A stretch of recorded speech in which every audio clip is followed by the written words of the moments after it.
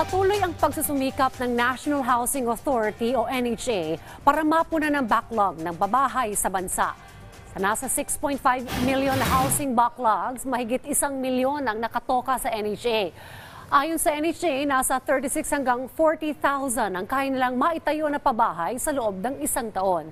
Kasabay nito ay muling nanawagan ng NHA sa Kongreso at Senado na aprubahan ang renewal ng kanilang charter na nakatakdang magtapos sa taong 2025. Ito'y para may pagpatuloy nila ang pagpapatayo ng pabahay para sa mga informal settlers sa bansa.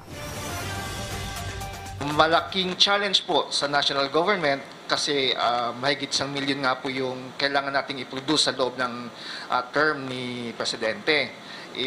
Kung ganun lang po kaliit yung binibigay na pondo sa NHA, sa tagapagpatayo ng bahay, ay maaaring mahihirapan po tayo. No? So kailangan nating mag-isip ng iba pang paraan kung saan tayo makakakuha pa ng ibang pondo.